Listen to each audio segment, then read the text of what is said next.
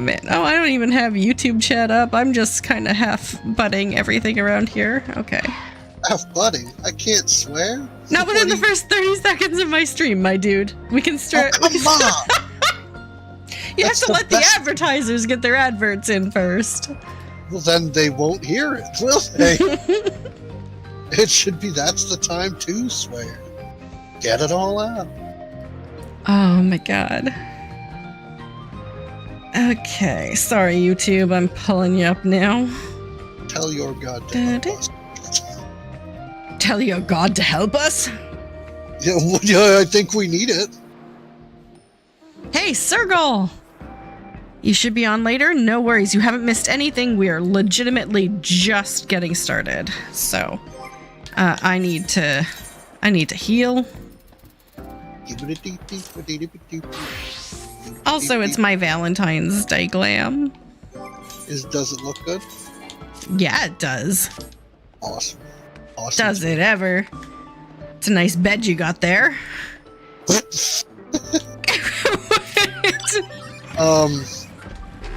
Sus? I don't know what to say to that. Oh, did someone drop? Yep. Okay. If this is how things are gonna go. Oh boy. I'm sorry, Olendra. Oh, we tried. We tried. Excuse me.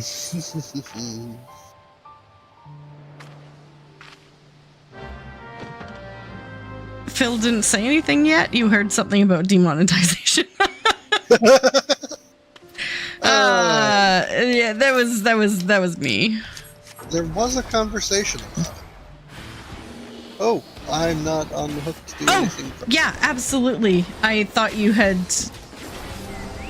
You're welcome back. Absolutely, no worries. You was fixing your gear. Does that mean you're here?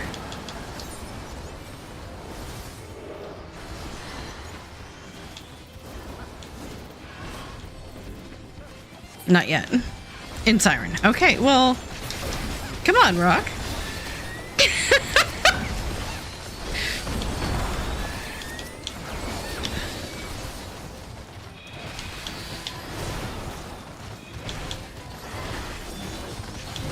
You can't make money on Siren.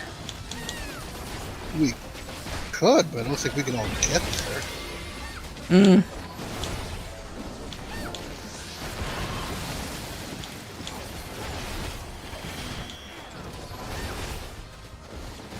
Me as a bard standing around. I'm helping. Right.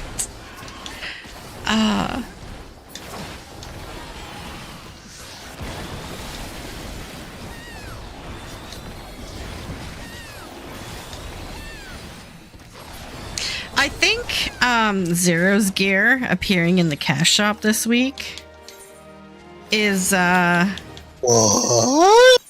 Is the sign I needed that I need to make the official change to Reaper main. I think I salute you. I think that's what I'm gonna do. Reaper main. Okay, well there's another Cosima. And it's west of this. So you're going... Are you Reaper now? I'm not Reaper right now, no. But hey, Zoom. Why you do not change to Reaper? Well, because I heal? Unless you want to heal. You can heal. So long as you don't sully the name of Zero's gear. How dare you even consider the thought? No, I haven't bought it. I just said it being there was a sign.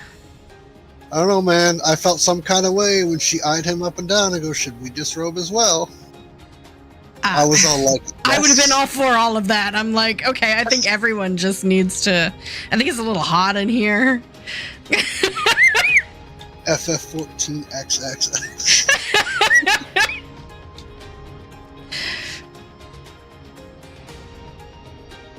Mom, I think I downloaded the wrong game. Oh, man. I'm sure somewhere on the internet that's already a thing. Yeah, I don't look in those parts of the internet. You should. There's some very interesting stuff. Also, you're still a healer. Yeah. Oh, okay. You already switched. Yes. Uh, Combat. Okay. Unable to play. Glamour plate. Oh no. Valentine's Day is over. Yep. Everybody go home. We're done.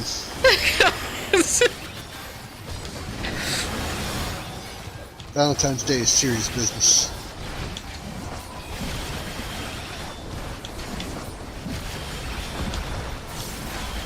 Didn't realize how tone deaf I was. Man, there's nobody here tonight.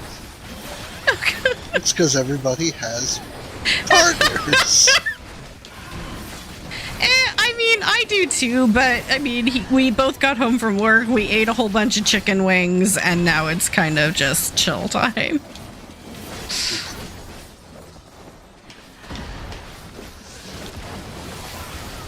It appears that chicken wings on Valentine's Day is our thing now. I see nothing wrong with that. Exactly.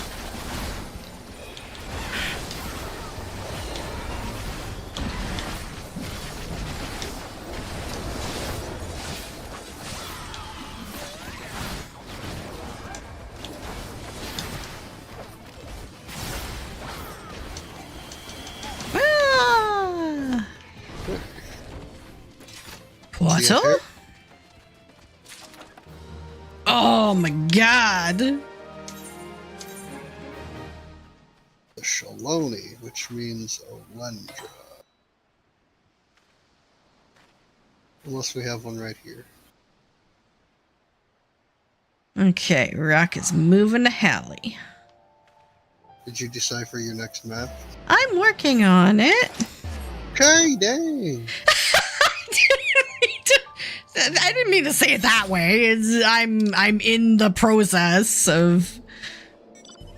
As if I'm not the one that's like, come on! Get to the map! Time is money, friends. Not this small. Like, if we had a full 8, then I'd be like, yes, come on! Get to the dig site! We don't, so.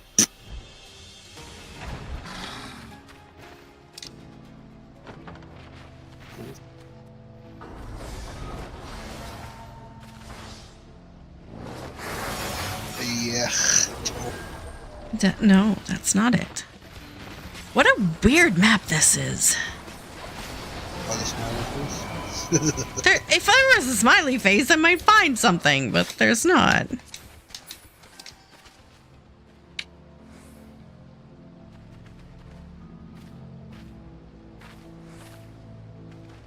Oh. No. Oh, no. Dun, da, da, da, da. Oh, oh, oh, oh. Valentine's Day, everybody. Spicy. There it is. Well, I'm here, so yes, it's spicy. We were at an Aetherite and you didn't bother trying to apply your glam. I know, I got distracted by... I can't even remember what. Get to the map. I got distracted. It happens. Arcane Circle, what does that do? It's everybody for 5 I'm gonna... damage. I'm gonna main this class and I don't even know what it does. Just swinging a scythe like a lawnmower. Hi guys, I'm reaping.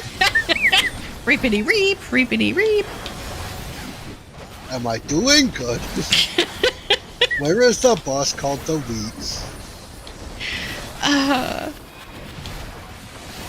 Guys, I found the chaff! Good times. The celiac found the chaff.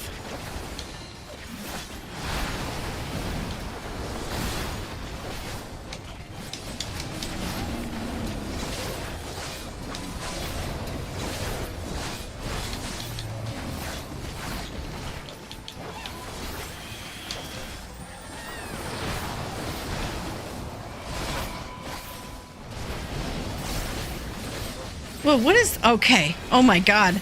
I thought that giant snake thing was fighting with us.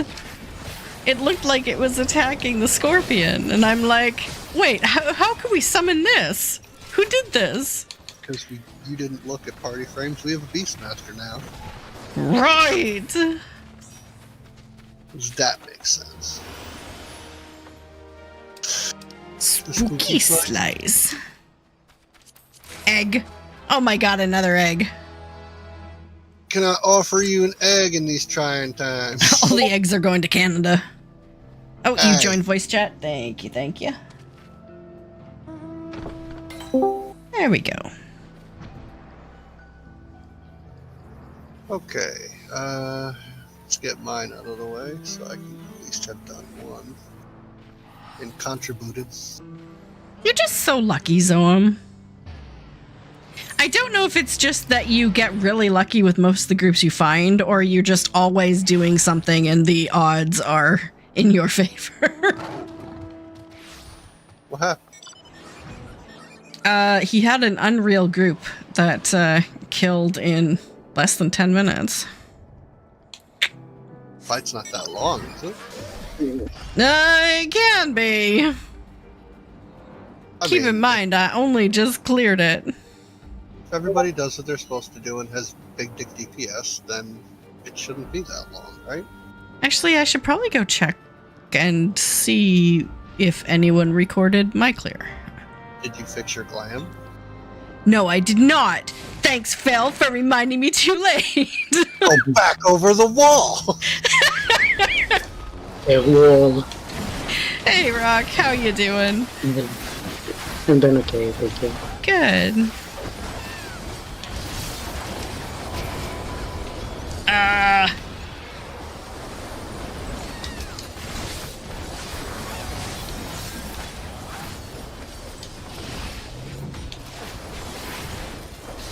Do the territorial Iclops and you're just sitting there, hey everybody, look, I'm a Biclops.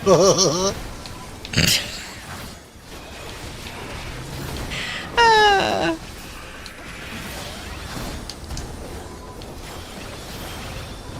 I've been awake since like 3:30 in the morning, so there's that.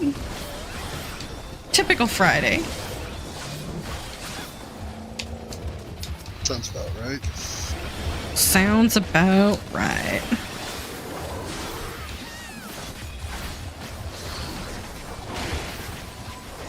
Your portrait.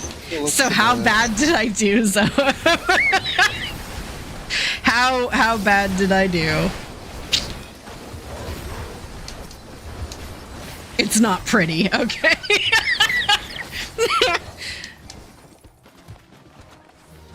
Portal! That's fine. We'll take it. I still got the clear. I got the clear. Do it again.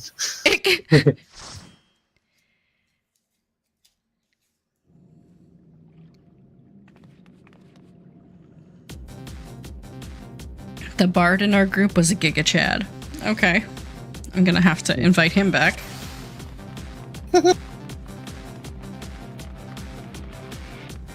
Portal! If the portrait works. Yeah, it's not very Valentine's-y, but... I don't know. It shows a lot of skin.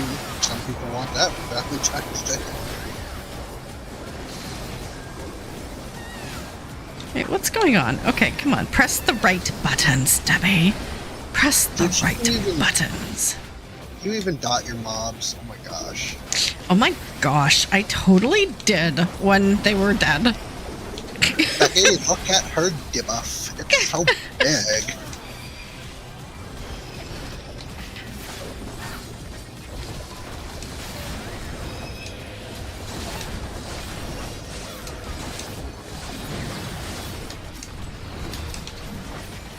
Now I'm afraid to look, Zoom. I'm like, did I Don't. It's did I great. let my party down? Am I the weakest link? The important thing is that you do not use plugins to capture this type of stuff, and therefore it That does is not true. really matter. Okay, but I mean, the time we almost cleared it but didn't, I was like, I didn't die once. So there was a time when I did good. It wasn't the time that mattered, but there was a time. Yay! And Halicarnassus. Ooh. Debbie. What? It's not fantastic. You guys are killing me. You're in the gray. Is that good? I don't know. No. No. You know the bell curve? You're on the left lip.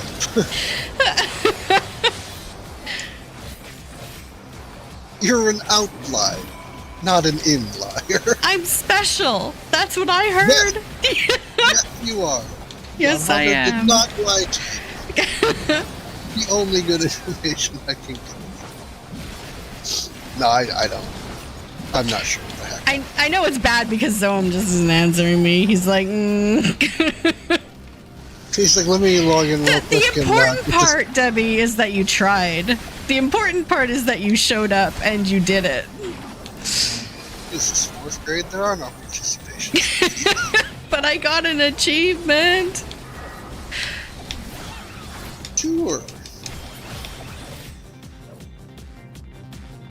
I have high hopes for Reaper. I think I could do great things with Reaper.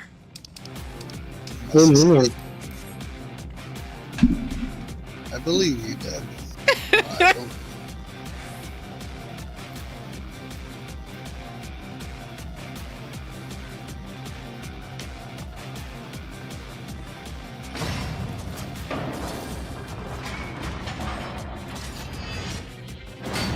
Alright. Disco. Ooh. Yes. Yes. So, would you like to know where you stand in percentiles? I just want to know one thing. Just tell me I wasn't the worst DPS in the party. That's all I want to know.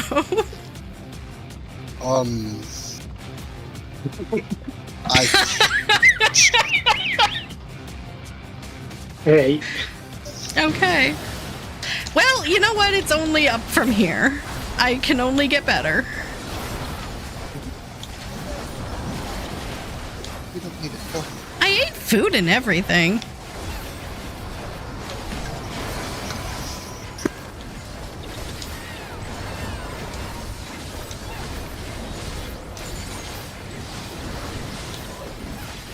Alpaca!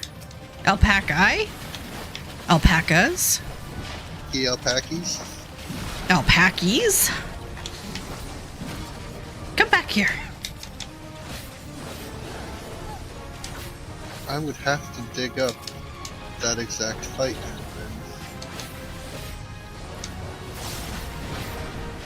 What's your house? Good.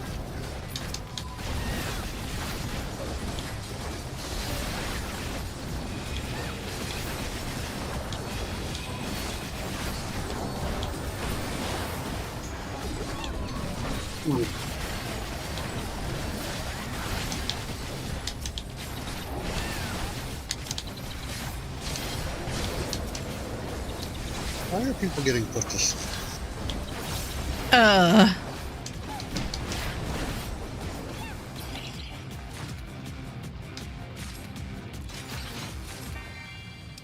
Oh, what's this? Glasses.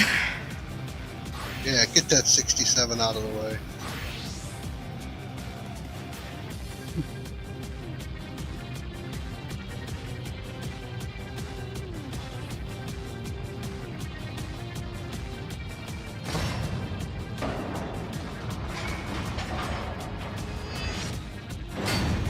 Disco. Yes! Oh. 2 in a row! I can't figure out how to dig up the one clear you did.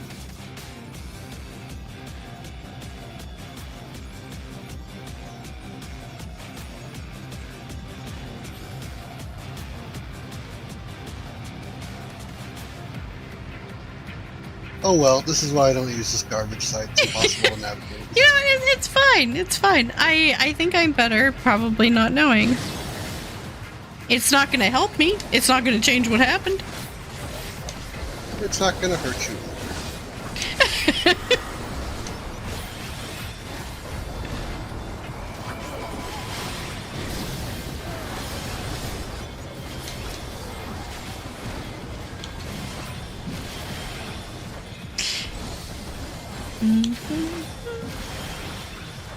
Ulana Fortune! Udon noodles. Is that where they get the noodles from? I don't feel so good. So all I did today was I wore a red shirt to work and they gave me an extra $10. Can I have it? I already spent it, but I mean, on like holidays and special days and stuff, they usually have like wear a themed colored shirt or whatever, and then they give you a $10 gift card. What'd you get?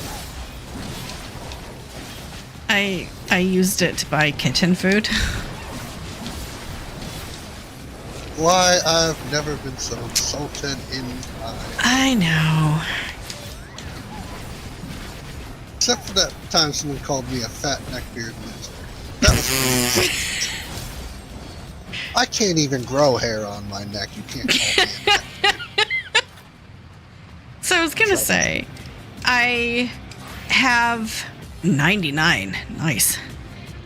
I have made the decision that now that I am, knock on wood, presumably over the worst of my withdrawals, I am going to focus on losing weight.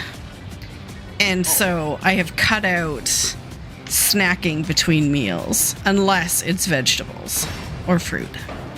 So no snacks. No snacks. What ranch dressing? Disco! Game was like, no, get out. So I can't have just any ranch dressing because some ranch dressings contain gluten. So, I mean, I guess I can have like one of my fancy dressings. Ooh. One of my one of my dressings that they don't shove wheat in. How nice of them and thoughtful not to shove wheat in everything that doesn't move. Right. And some things that do. Okay. I have a yak tail. Ergo-Patcha. I also have an Ergo-Patcha. What a coinky dinky.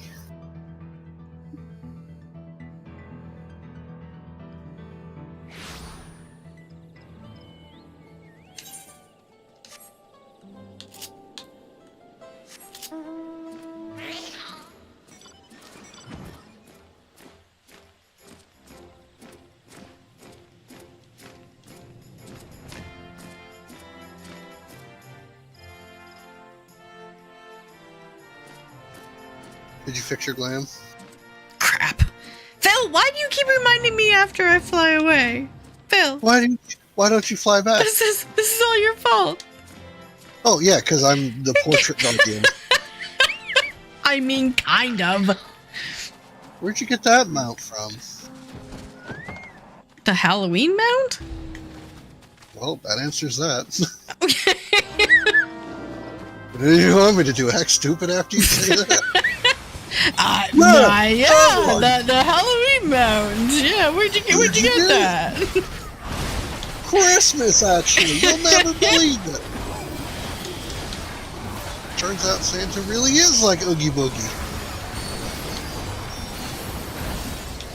So I watched a video while we were eating dinner on like The Princess Bride and how it was technically like a flop on its release and didn't make a great deal of money. It made some money, but not a lot. But in the decades since has become like a cult classic. It's amazing. People back then had no taste. None. Right? Well, apparently it came out like the same year as like a bunch of other really crazy movies like RoboCop and I wasn't paying attention because I didn't like them. But I mean, there was a lot of movies that year. It didn't. But apparently, the Mad Max scenes were like all ad-libbed and so crazy that they had to do way more takes than ever appeared in the movie because like the actors and the directors on set like were laughing and ruining takes. Mm-hmm. They couldn't have Cary Elwes in the scene because he wouldn't stop laughing. So the scenes where he's on the table and it's not specifically looking at his face, that's that body dummy that they threw around. Right. Throw it around. It's like, okay, anyone who doesn't need to be here, you need to go because this is getting too expensive. We've been on this same take for 4 days, guys. Unfuck yourselves. Okay. Glamour. This one is yours, by the way. Valentine's Day Reaper. So, don't be late. I'm coming. Ah! Me and my hamster are on the way. Good night, everybody. Okay, you just made that so much worse than it was. I did it! You said the thing. Oh, man. Da, da, da, da, da, da.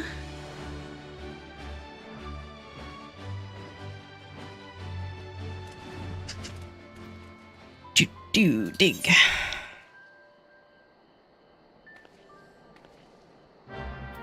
Crap, so many maps. Haha. Tonight we dine on kaffa soup. Hell's wrong with you? I wouldn't put that in a soup. Oh, wait, maybe I would if it's the shark ones. I would have some shark in soup. I wouldn't, and I'd say I did. I have nothing morally against it. I just, Sharks are supposed to be very fatty. So is it like the pork belly of the sea? Oh, I've never had it. I want to, but it's expensive. And, when you buy that, you gotta not screw it up. It's true. I mean, I wouldn't cook it myself. If I did, I would, go somewhere and eat it. Just bring it into a 5-star restaurant, slap it on the counter. Hey, can you cook something with this? Portal! Jeff is like, yes, you pay 30% more. Poutine is just fries and gravy. And cheese curd. Oh, all these things you can buy at a grocery store. You can't buy cheese curd? Yeah, I said you can buy all that at a grocery store. Okay. I don't care for cheese curd, but I'll eat a block of mozzarella. Something's wrong with me. I don't know what. Just sit down and take bites out of it? Oh, absolutely, 100%. I used to sit down when I was younger, and I would just unwrap a 1-pound block of mozzarella cheese, and then I'd eat some pepperoni. And be like, oh yeah, this is a lot of pepperoni. Take a big hunk of cheese, take the whole corner off it, and then I would just wait till I'm hungry again, a little more pepperoni, another bite of cheese, and just go back and forth. How medieval of you. Wow, that's the best I get. Medieval. I was can't call him stupid on stream.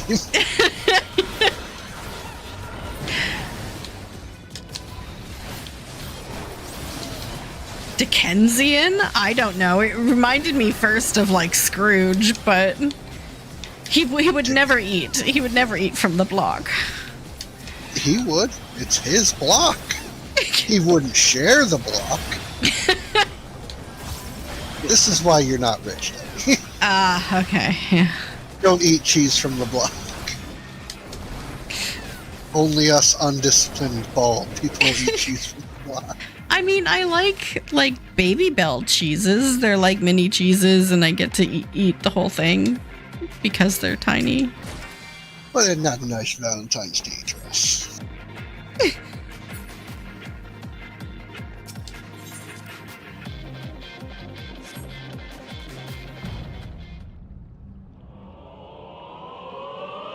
Oh, open. Yeah. It's not a disco, technically. But Baby Bells. Exactly. Baby Bells are delicious. They're expensive, but they're delicious. Because they're tiny cheese wheels. You have to take the milk, put it in those shapes, or actually probably just put it in that packaging with some exterior rigidity, seal it up, and then once it's enough, they just probably open one of the thousands that they make in a batch, and if it comes out okay, they just out it goes. It's a crap ton to make it. At our store, we have like the little Baby Bell 2-packs that I sometimes buy for lunch.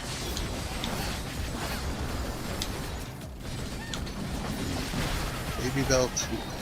Yeah, there's 2 of them in a little like lunch pack. Oh, did you know that Gaston from, I don't know why this was brought up, but Gaston from Beauty and the Beast was like disgustingly wealthy? I mean, I kind of got that impression when he basically has his own floor of the bar, but go on. Now that I'm grown, I eat 5 dozen eggs. Right. Every morning. Like, bruh, you can feed a whole country with that.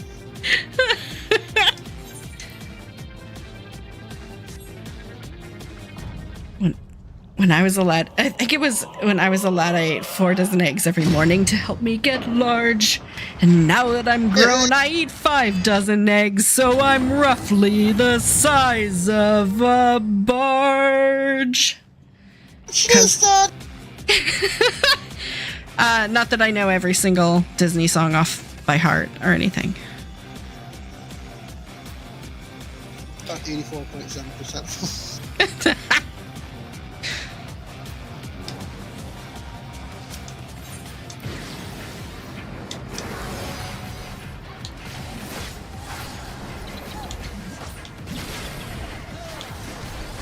No one. I'll be honest, I didn't really care for many of the Disney remakes, but the Beauty and the Beast remake was definitely worth watching, and it was all because of Gaston and Lafoy. Like 100%, those 2 nailed it. I've seen it, and I don't remember it, so I think that kind of speaks for itself. I mean, if it was really bad, you'd remember it, unless it traumatized you in some way. Unless it's just completely forgettable, and that's kind of worse. Like, can you make fun of a forgettable movie? No, but you can make fun of a terrible, awful movie. It's very bad. True. It's not even good to make fun of. I mean, was Emma Watson the right choice for Belle? Probably not. But the other 2 were perfect. I thought her personality was a sure fit for that. Except she's not French, I don't think. Well, no, she's not French. And they kind of, they got her for the personality. I don't know why I did that. They got her for the personality, and we're kind of like, oh, we'll figure out the singing afterwards. Oh. Nice. Can she do it again, folks?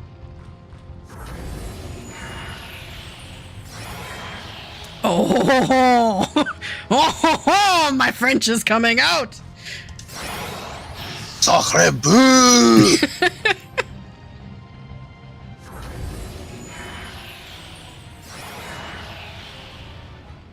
this is where I stop.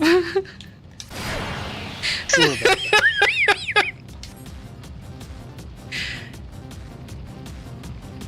I mean, let's not get carried away. I need the gill.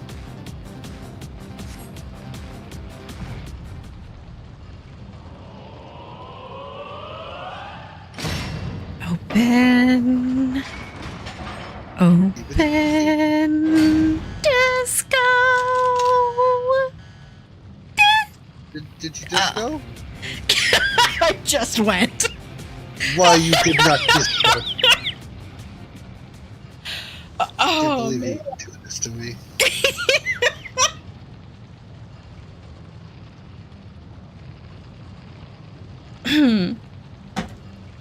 So, I guess we might.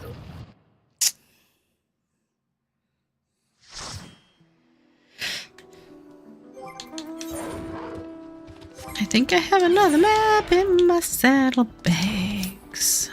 I should hope you have another map in your saddlebags. Debbie fact. Because a lot of people will probably find this extremely hard to believe. I have sung on television before. Really? Really? Canada's Got Talent type of thing? Or? No, it was like to raise money in some sort of telethon when I was younger. Cool. Yeah. And I've been behind the camera too. I was a camera person for a local news show. I've done a lot of really crazy stuff in my life. I should probably write a book at some point, but that's a lot of work. People would believe it.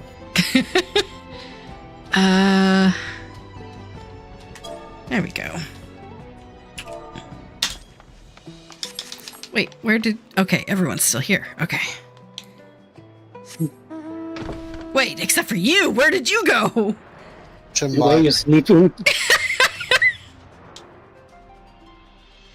Come on, everyone! There's money to be made! Yeah, I'm just over here pulling a Zoem and y'all over there pulling a y'all.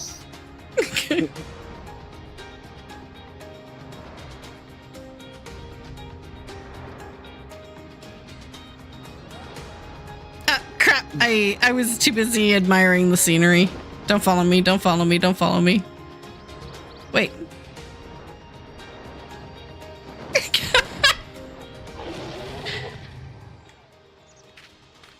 Happened.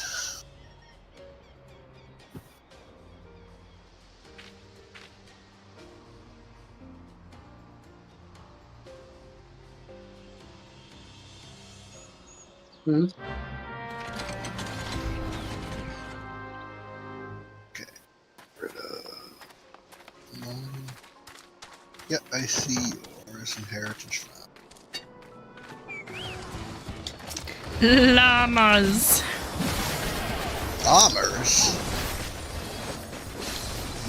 Okay, so the question the video I was talking about earlier about the Princess Bride asked was, is there a comparable movie today that mixes fantasy elements with fourth wall breaking comedic elements as well as Princess Bride did? Mm-hmm. And I couldn't think of one off the top of my head. I know there is one. I drew a blank. And so can anyone else think of one? Emperor's New Groove? Yeah, I mean, still, that's like more than 20 years old, right? Oh, you mean like actually modern? Actually modern. No, because all the creativity's gone. Hollywood has none left. Granted, I mean, I think Ryan Reynolds does a really good job in like any Deadpool role, but it's not quite the same. Because it's serialized, does it not count? I don't think that's a fair assessment. Like, should they redo or make a sequel to Princess Bride? Well, no. That would kind of... I think some things that are classic should just stand as is. So you wouldn't watch a movie where Fred Savage is the grandfather, and he's coming in to read a story to his sick granddaughter, and he does all the same lines that the grandfather did and treats her the same way. And she's all, but it's not VR. Why would I want to hear this? And he's all right, you're sick. I'm going to go. I would watch the hell out of it. I would actually go to the theater for that. If they did it right. Yeah. That's a Twin Tower sized if. Yeah. Nay, don't apologize for taking medicine and fluids, my dude. Take care of yourself first.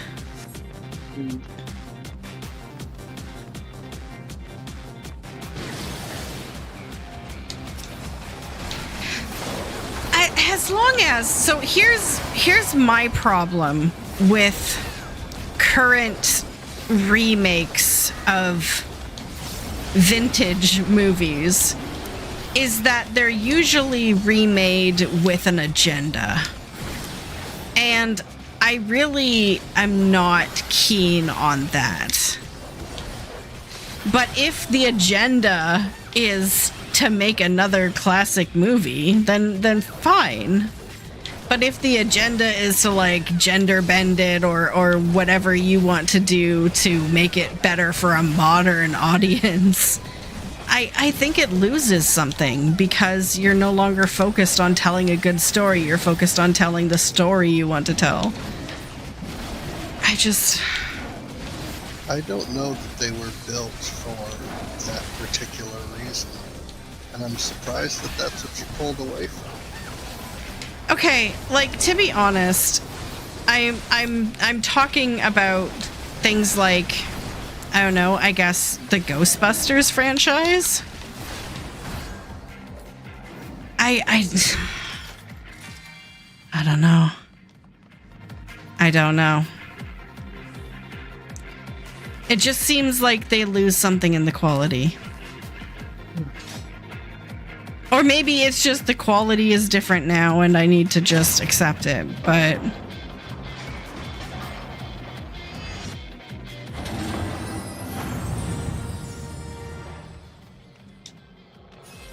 I can't say for certain what their intention was behind recasting the Ghostbusters as all female.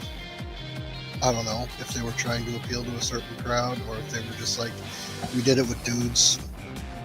Let's prove we can do it with chicks. I didn't find the movie all that bad. Everybody crapped all over it. And I was just like, all of this does not prohibit me from suspending disbelief.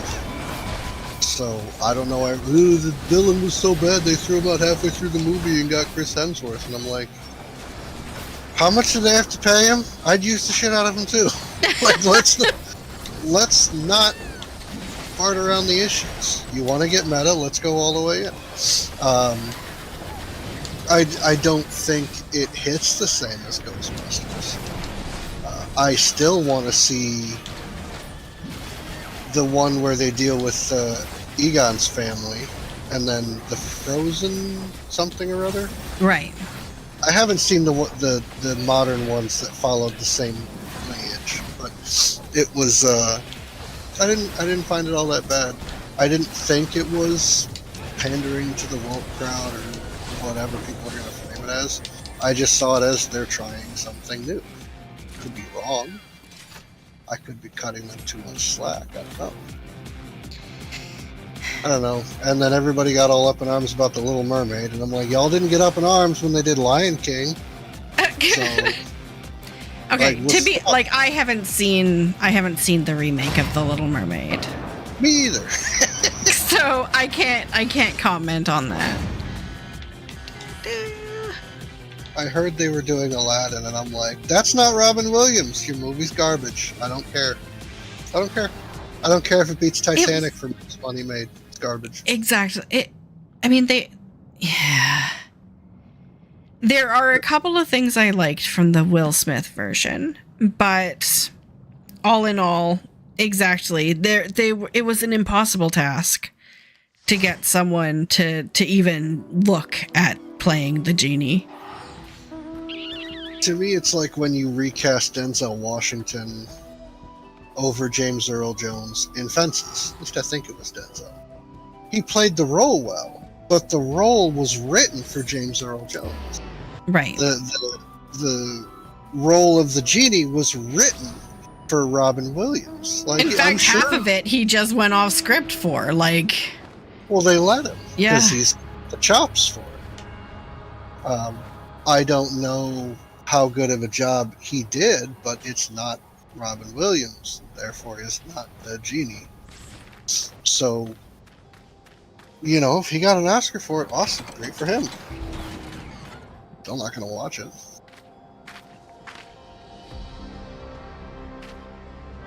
Ba-da-ba-ba.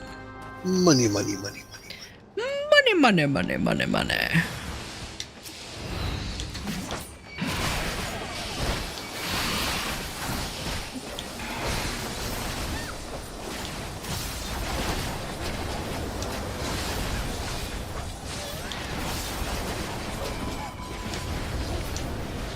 Now I will watch the Ghostbusters. I mean, I saw the Frozen one, but I didn't see the one that came before it. So I watched the Frozen one with Warpig, and I'm like, I have so many questions. And he's like, why? They covered this in the last movie. And I'm like, well, clearly I haven't seen the last movie. But, obviously. I mean, it was good. I liked it. Oh, that's awesome. I love it. It does my heart good to know they did Harold Ramis right. Like they did right by him, I assume. And I mean, I am not an easy person to please when it comes to media. Like, okay, video games aside, as long as you don't pull a Veilguard, I'm pretty okay. But when it comes to TV and movies, I'm a very picky audience. I can't stand poorly written dialogue. I can't stand bad character arcs. I can't stand incongruous like timelines. I'm that person who is always talking throughout it, trying to like wrap my brain around what's going on because it doesn't make sense. Tell us about the Star Wars prequels.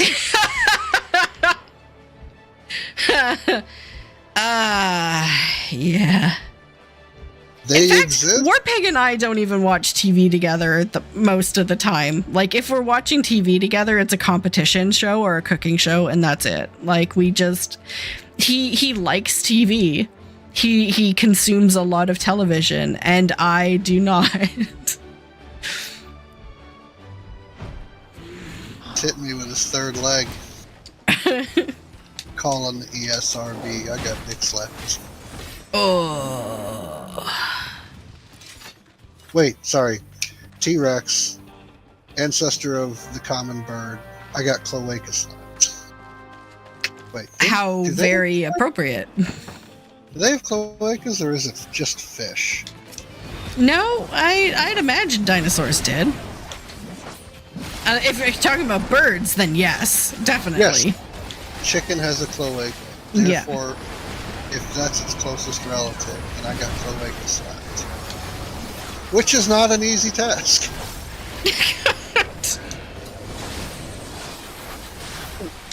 I'll tell you how I did it for $49.99.99. Only fat, yeah. Only cloacas. Are they? Oh, my stunts don't work. My time is up.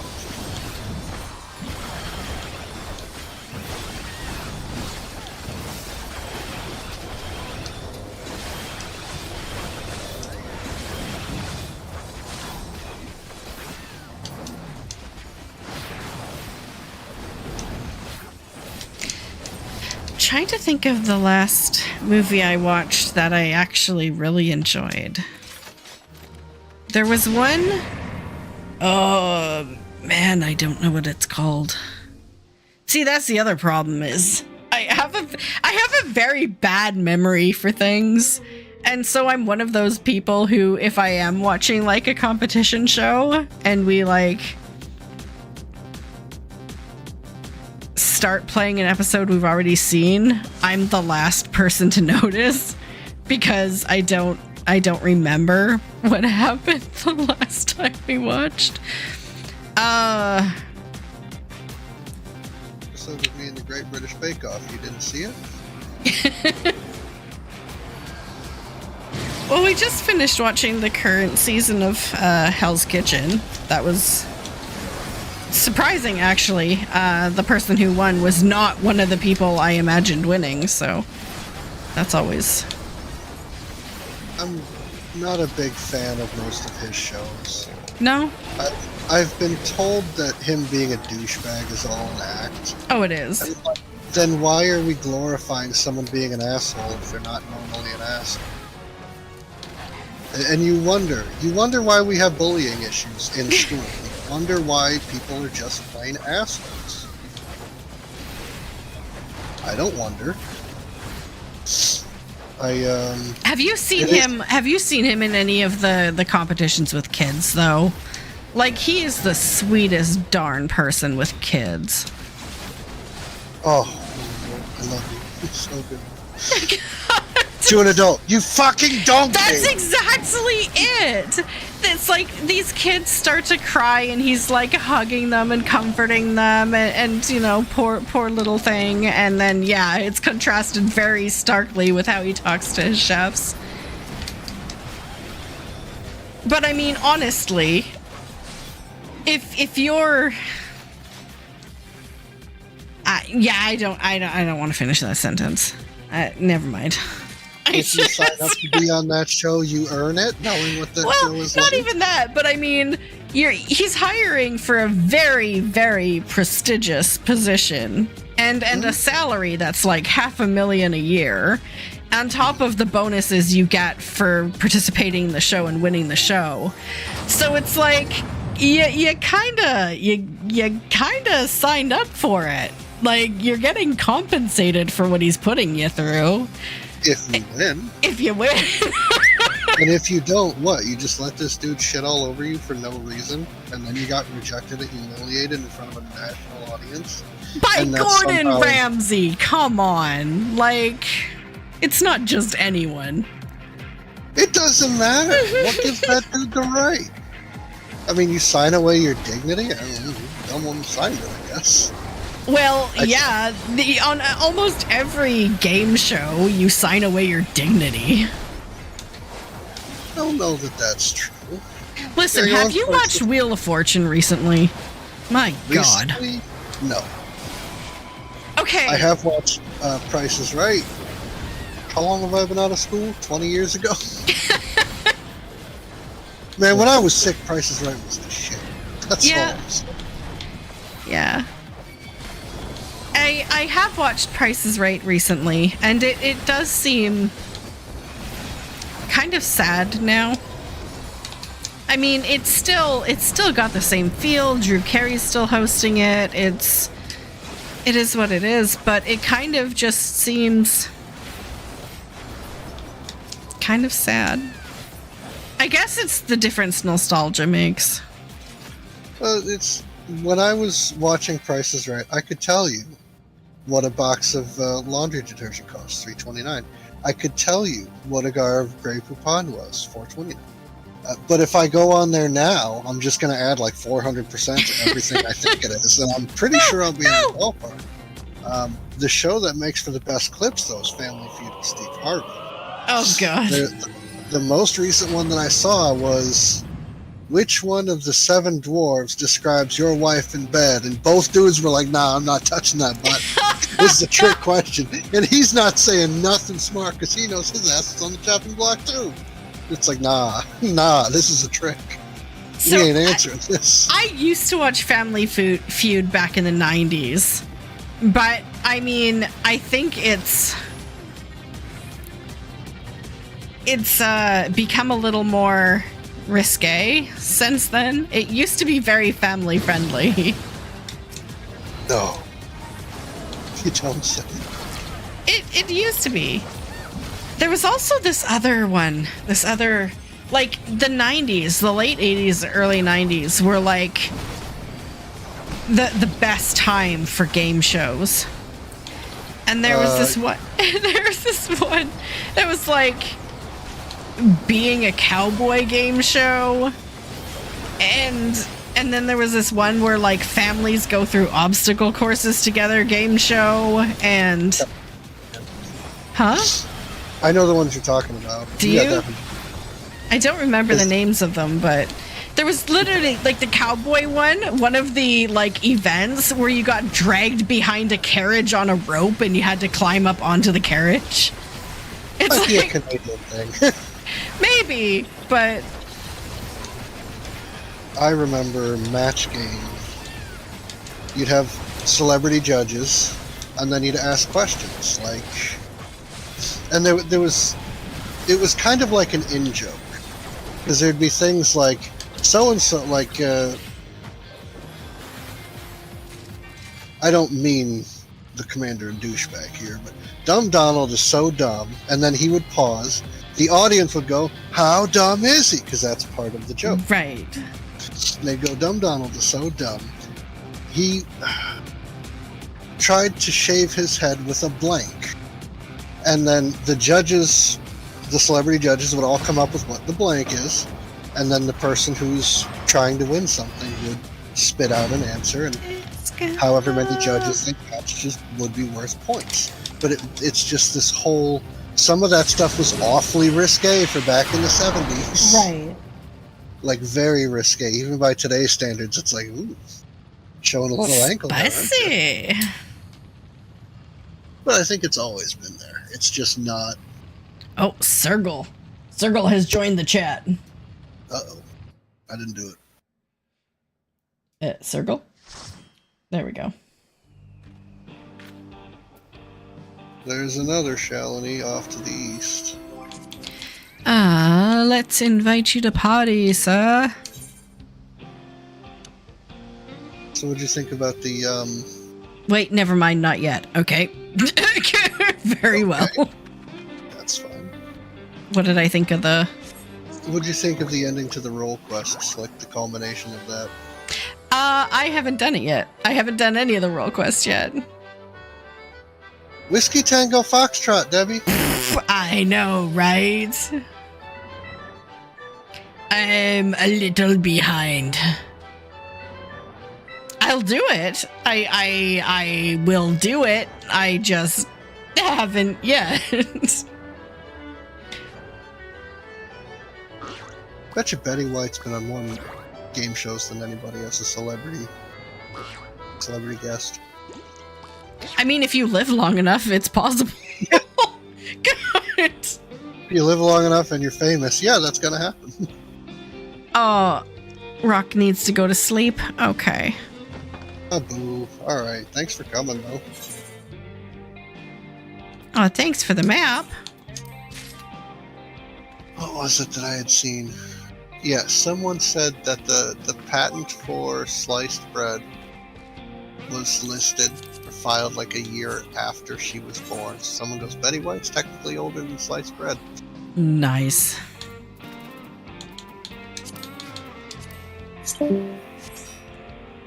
Hello? Come on. There you go. Howdy, Oh, howdy, but- howdy. There's something weird about the streaming like channel, the voice one, because I can't put you guys on speaker, so I literally can't hear a whole lot what you guys are saying. Oh. That's a But the shame! Gaming 2 channel you can, so I don't know why. Yeah, I didn't have a chance to look into this. I know I need the permissions on this set so that no one can join it without my permission. But I don't know how that is impacting your ability to listen to it on speaker. Take care, Rock. Thank you so much for joining. This is Rock's map, right? Oh, wait, where are we? Eastern... Shalone. Southeastern Texas, close to Amarillo. On my way. Okay, so...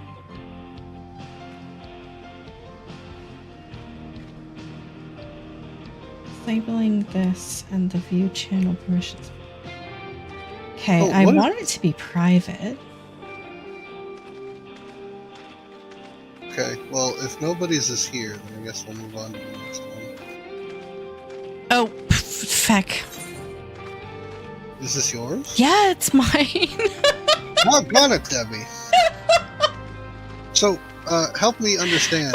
Apparently there's a toxic positivity drama going around the community right now. About how toxic positivity, like, there isn't any here, and now there is. I've seen 2 videos on it so far. Okay, I am making a video similar to that, and it's not about toxic positivity per se. It's about some creators, naming no names, who have spent the last year and a half absolutely slamming Final Fantasy XIV for no real good reason, other than it was the popular thing to do and they wanted the money. And now all of a sudden, after the live letter, they've been putting out like, oh my god, 7.2 is the best and most amazing thing that's ever happened to Final Fantasy XIV, and I'm so excited. And I am really sick of that. It's like, no, you don't get to like hop on the bandwagon now that people are excited for a patch to a game you've been hating on. Like, just stop. The drama person in me wants you just to name names. I know you won't, but it's fine. So I'm curious. I don't watch videos from. No. I can think YouTubers. Not from. I do sometimes, but not as much lately. For like Final Fantasy. Yeah. So, I mean, I kind of feel the need to say something about it. I also don't want to attract a lot of negative attention to my channel, but I just want people to understand how hypocritical it all is. Like, This sounds like a podcast Monday topic. yeah. the long and the short of it is they don't care. I would say that 80% of the people who watch YouTube videos on it don't watch a hell of a lot of them. Yeah. So they'll just be like, oh, this person said it was shit. Oh, now it's good? They must really be good. All right, we'll click on this, and then, all right, I got life to do. It's the hyper-casuals that actually take that stuff seriously. So here's my thing. Oh yeah, no, Mioni is awesome. I am definitely not calling out Mioni here. Here's the thing, is these people, these creators that have been saying, quite frankly, very negative things about the community and the dev team, and even calling out Yoshi P himself, they're still getting like free stuff from Square Enix. They're still getting merch to sell. They're still getting like, you know, stuff to shill. And I think maybe it's time to do a bit of a rethink as to who is advertising your game and the time you're investing in them. So are they like totally crapping on it, or are they kind of just providing criticism or critique? Well, see, that's it. So where does the line blur in there? Like, if you like a thing, you're allowed providing criticism. But Yeah. if you're being just a megaphone for negative content, Uh-huh. I don't know. It I is nuanced. It is nuanced. I think an easy way, if I was a creator, I did feel, like positive and negative, is just, say what I don't like or what I find a thing, but also say why some people might like it and something positive about what they did. Yeah, 'Cause, like people give go, a I can't say normal anything person positive. opinion. That doesn't give you views, though. You have to shut up. You have to defecate on it. It's garbage. How could anyone like it? This game's died. You got a doomsday. Because that's what people look for. Humans are naturally drawn to negativity, and it's a survival instinct. We go, we investigate, so we know what to stay away from. And that's what's hardwired into us. Now that we don't have... I'm getting worked up. Now that our survival instincts aren't as forefronts to our behaviors, it's just something we do. We don't think about it. We just look for the negatives. Oh, you're shitting on the thing I like? Gotta click on it so I can think you're wrong. I get it, but I mean, there's two types of creators for any given community. There are creators that are almost like servant leaders of the community that are trying to provide useful information and be a voice. And then there's creative entertainers who are just there to make content that people enjoy consuming or want to consume and can laugh or get angry along with it. And the thing is, if you're in a space for a long enough time, you can be the first and transition into the latter, but not everyone realizes you've transitioned, if that makes sense. And so they think you're still providing relevant commentary on the community when in fact you're just doing it for views. That's fair. You think that this individual that you have in mind but will not name... Individuals, yeah. Oh, there's more than one douchebag. Oh, yeah. Oh, yeah. Okay. So, do you think that they have transitioned, or... Well, not... Do you think they were ever useful, or do you think they were always... Absolutely. Because I don't think anyone can start off in the YouTube sphere providing that sort of content and make it. Like, you have to really earn your place in the YouTube community. Like, you have to put in the hours. And I will grant them that. Like, these people have played the game and recorded the game and talked about the game for thousands of hours without a paycheck directly from Square Enix. So they could say, well, you know what, I've done all of this for free. I can say whatever I want. And that's true. That's true. But, I mean, as a company, especially when your game is going through a momentous change, shouldn't you be a little bit more picky which creators you highlight to talk about your game? Or should you just be like, okay, yeah, they're unhappy and that's okay. That's cool. But... They're a Western creator, Debbie. They don't know her. I don't know why you don't know this. I don't care.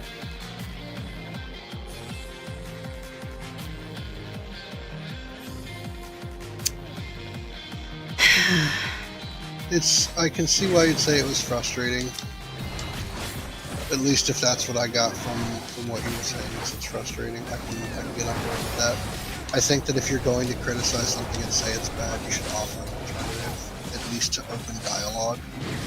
Right. But they're not trying to have a conversation. That's what it really comes down to. They're just trying to crap on it, put out a video, get a paycheck, and keep something flowing so that the algorithm doesn't forget they exist. And in the meantime, these creators that I have in mind are not playing Final Fantasy XIV. They stopped playing it months and months and months ago because it just was boring and dumb, and Dawn Trail was the worst expansion ever. So I need names. I have one that I'm thinking of, but I don't know if they I spy with my little eye something that starts with... Actually, I think maybe they both start with... No. There's at least one Zed. One what, Zed? Like Z, like letter Z? Yeah. Oh my god. Right. I forget that you Americans call it Z. Wait, do you just call it Zed? Yeah, it's Zed. I just think of Lord Zed now. I learned it from Australians. They're like, yeah, it's Z380. And I'm like, no, it's a Z380. Like, they call Z Zed? What? Too close to C, I guess. Okay, so you think that person is actively shitting on the game. Then they're coming... Well, it's just them being hyperbolic. I don't know if that's their personality, because I used to watch them a long time ago. But I don't, just because they haven't put out anything interesting or useful to me in a while. I'm gonna take this to the face because I can. But yeah, that's very disappointing that that's the role that they've chosen to take. Is I'm gonna abandon this and do nothing but talk crap about it, and then as soon as the patch comes out, oh, it's my favorite game. Yeah. Like I don't. any rational person is not going to believe them, but it doesn't matter. They are getting their clicks and their views, and that's all they care about. And it's sad. It's really sad. Yeah, so I'm torn between calling attention to it and realizing at the same time that it's like shouting at the darkness. Like, is it really helping, or is it just adding to the noise? So I made a script and I recorded it, but I haven't done anything with it yet because I'm still kind of on the fence. But maybe Circle's right. Maybe it is better in like a dialogue format as part of a podcast as opposed to just a standalone video. But one thing with that, at least you're kind of discussing it in a way. So I do think one risky thing, not necessarily with that, but just like in general, is like when you talk about it, but you don't name names or anything, which is totally fine. People might start assuming. right. People are gonna start assuming, oh, this person or that person. People seem to run away with like the whatever narrative in their head that they want. No, that's true. Whoever. If someone is going to take your video and run off with the narrative, like let me just start with my own perspective. Yes. I thought you were talking about either Zepla or Xenos' specs. Both of them, actually. Both of those images are on the thumbnail, but blurred. So. Yeah. And the problem is, when you start saying stuff that fits who I have in my head, I'm going to assume that's who it is. Exactly. Whether that is who it is or not, that's who I'm going to think it is, and I'm going to run off with it. So even if you name drop it, I'm going to be like, oh, that could still apply to these people. Right. So they're part of the problem, too. So you can't try to cover up for someone's preconceived notions. The only way to get around that would be to like, these people are a problem, these people are not. And then that's just a whole flame war you don't want. Right. But the thing is that's what these people do. The issue, the core issue, is that their audience isn't smart enough to say, no, I'm not going to do this. They're just going to sit there and mindlessly consume it. This person's been reliable in the past. What they have to say is something I should take as gospel truth. And if they want to be dumb, that's their problem. Like, it's frustrating because you would expect better from humanity. And humanity says, Hergader, I'm a human. Yeah, so I mean, it happens both ways, though. So when we talk about toxic positivity, so I, being a exceptionally big Dragon Age fan, have been watching a couple of Dragon Age creators for the past, 13 years. And there was one of them that I used to get almost all of my Dragon Age info from, who very clearly shilled. Sorry? Oh no, sorry. Okay. Shills are the worst. Very clearly shilled for the company, and was still putting out the most positive reviews of Veilguard after it had launched. And didn't risk it. Oh. And it was so obvious that what he was saying was past the point of copium, and was just like, no, this person is saying what he's saying because he became friends with the creators, became friends with the dev. He got to sit in on a bunch of private events and stuff like that. This person sold out. And that just gets heartbreaking. Yep. Journalistic integrity is something we like to give people the benefit of the doubt on. There's a few people in the WoW space, I think Preach at some point has sold out to Blizzard, and he says, I'll criticize. Yep, you always criticize, and you always tell people not to leave when you do. So is it really criticism?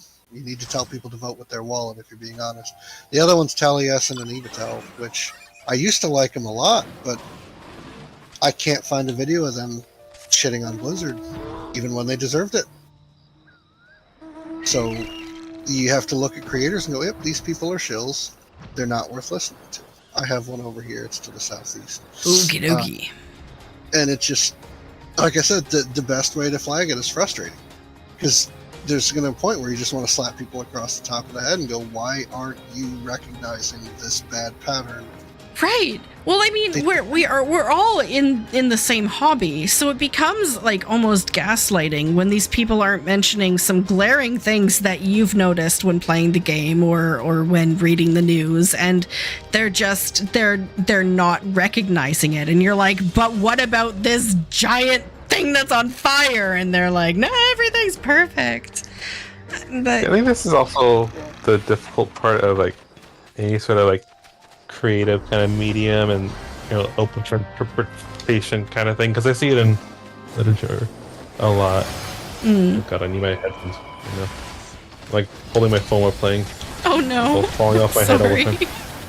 Oh, it's fine. I have to go downstairs and grab them next map, I guess. But because like in my job, like it's like there's time for that, because it's not a creative thing, so people kind of, it's like almost like rightfully criticized, where it's so much harder in when you have like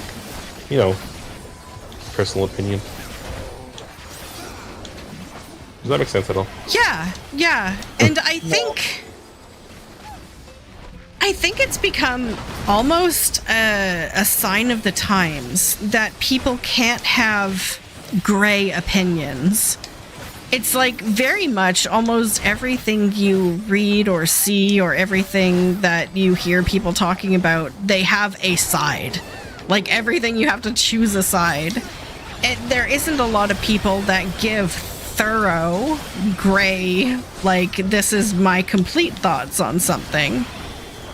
And it needs to become more common. Because, yeah. One hard thing is also, of course, those always take more time, and people are lazy and busy and don't want to take the time. They want to say their opinion, so.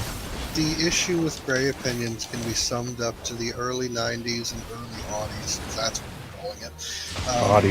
Oddies. Jim Sterling was working for a rag. I call it a rag now, but it used to have journalistic integrity, and then they would score games on a scale of 1 to 100. Anything under like a 90, and the publisher would stop sending you review copies. They would stop being buddy with you. You'd stop getting sent to I'll be right back. Yep, no problem. And they noted that it's like, if I keep writing columns that are truthful and honest, the rag's going to suffer. And I think that's one of the reasons they got let go, is because they full on told the truth and gave the review for what it was, and then their review was dismissed.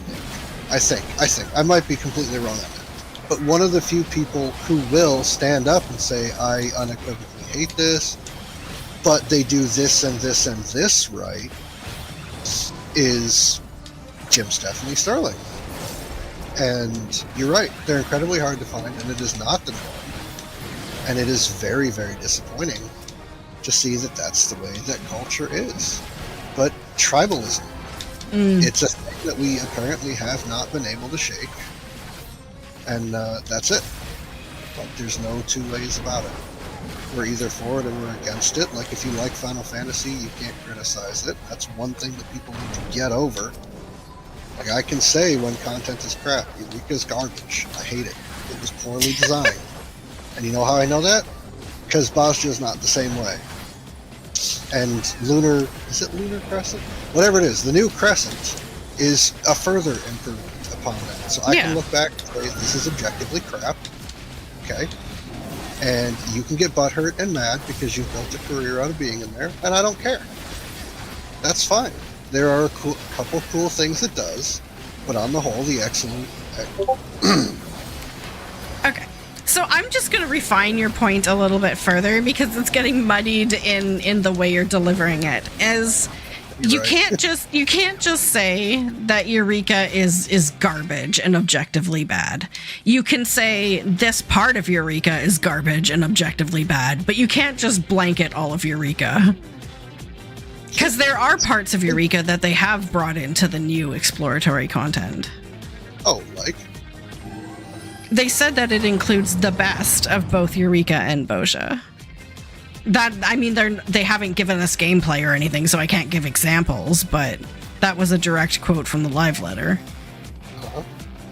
I don't see any remnants of Eureka there, but when I see something that's like, oh, that's like Eureka, I like that, then I'm willing to sit down and say, hey, this part of Eureka, maybe it was better than I thought it was because it was covered in dog shit.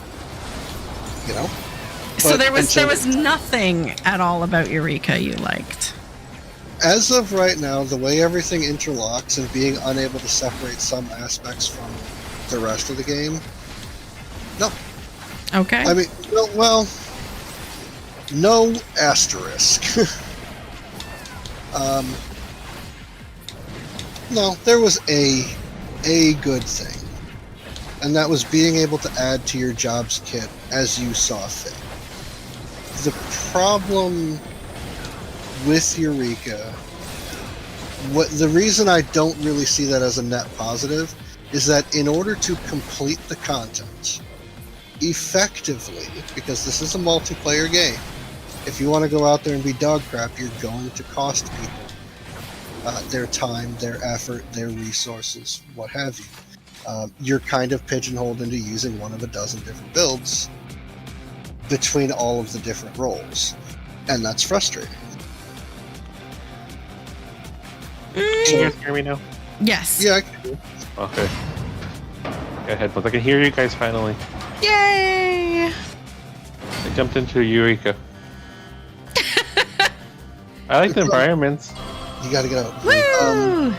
Like level design is a thing, but there's nothing there that I look at and go, this is completely unique. There's nothing that represents this anywhere else. I don't see that. I really kind of liked the elemental level, or the elemental attack defense wheel. I thought that was kind of cool. I like that because it's something that's not common in MMOs because of how MMOs work. But, I mean, I have heard it's very Final Fantasy XI-esque, and I did play Final Fantasy XI before 14, so maybe it's just an affinity from that, but... So, is it 11-esque if you played 11? Well, the way you get experience in Eureka is very Final Fantasy XI. Like, if you want to get levels in 11... You have to grind the same way you grind in Eureka. Very disappointing. It's disappointing to me from a game design perspective. And that may not make sense yet, but bear with me. I'm full of hot air, dog shit, and a few other things. Why make content if the best way to play, or in some cases the only way to play, is not to engage with? What do you mean? You just said the best way to level in 11 is to grind. Yeah. Right? Okay. The objectively best way to level in Eureka is to grind out mobs, not to do NMs, not to do other stuff. It's to grind out chains. Yeah, but there's other benefits to doing the named monsters and stuff. Notorious monsters, yeah. Right. And that's fine. Before the relic weapon was introduced, there was none. Before I wasn't there when Eureka first dropped, but if they didn't have the artifact armor upgrades and the relic weapon, then NMs were essentially pointless outside of the rewards you get from the 3rd and 4th zones. And I think there might have been some in the 2nd zones. I don't know. But if you're going to tell me that my way to progress through this area is to sit for this area for 10 minutes, sit in that area for 10 minutes, and go all the way around the zone, but not get to go and do anything and cooperate with people in an MMO, I'm going to say that's garbage design. And people are going to fire back, well, you can party up, you can do all this. Makes it easier. You can. Okay. So someone party up with me. Oh, I don't want to go down to Animos. I don't want to do this. I don't want to do that. The only assistance I got from somebody that I didn't directly ask no, I didn't beg. I directly asked friends was in the final zone. And I have a very strong suspicion that was a content creator that I had made a negative remark on their video, and they were just trying to. That's incredibly big-headed of me. Whoa. But I think that's what it was. Because out of nowhere, me not asking for help or nothing, this person with a username that's slightly familiar reaches out. Why are people taking damage? Oh, Phil, why am I taking damage? Alright, Very why am weird. I taking damage? I'm waxing poetic or waning poetic about Eureka. Why are you getting hit? So I'm listening to you waxing poetic about Rika. Are we really gonna do this? And I mean, my experience of Boja is an incredibly positive one, but I played Boja when it was first released. I think I waited like 2 or 3 months because I was doing other things, but I played Boja in the expansion it was released, and it was fun. I really, really enjoyed it. I don't care for Eureka as much, but then just like you, I didn't play Eureka on release.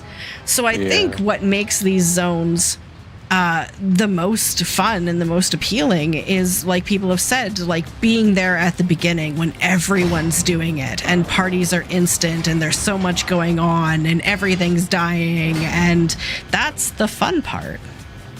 Okay, question. I have an opinion on Boja because that was the only zone I did. Oh, you know, the only end game because I wasn't around for Eureka either. Okay. I actually really like the how it felt. Like models were dangerous. I liked the events. I liked the story. I liked the raids. I hated how gray everything was and brown. Oh, yeah. Okay. The wasn't aesthetic that wasn't, yeah. And then also, you know, I felt like it kind of two things. Well, you know, everyone kind of gravitated towards the final zone, so I didn't really encourage. It was harder for newer people to get through, especially when there's less people. And something that always annoyed me. This annoyed me about Eureka is like you have these really interesting, elaborate raids that are really hard to access. So it's really, and I wish like, you know, they could have done something to add them to the roulette or something, or change it around. Imagine getting like, I don't know, like, oh my god, El Destino Arsenal adjusted into a thing, into the roulette. If Because I still haven't done it. it would be hilarious if they did strip away some of the stuff that made it awful and fit it into the roulette wheel. But Deb, I wanted to ask a question to you. As someone who was there when Bozja was current, would you, yes or no, just very simple yes or no, would you flag Bozja content as evergreen? No, it's not. And here's I know you said just yes or no, but here's why. This is my channel, damn it. I'm breaking the rules because I'm the streamer. I loved Bozja so much that when Endwalker did drop, I went back to do some content in Bozja because I was just enjoying it so much during Shadowbringers that I thought, you know, I want to do more of this. And the moment not as many people were in it, the moment I got my first like less than full Delubrum Regine, like going from like 48 people doing it, or I guess 24 people doing it, to like 8, it killed it. And not having people doing the castrums and everything just killed it. Like, it is not the same as it was.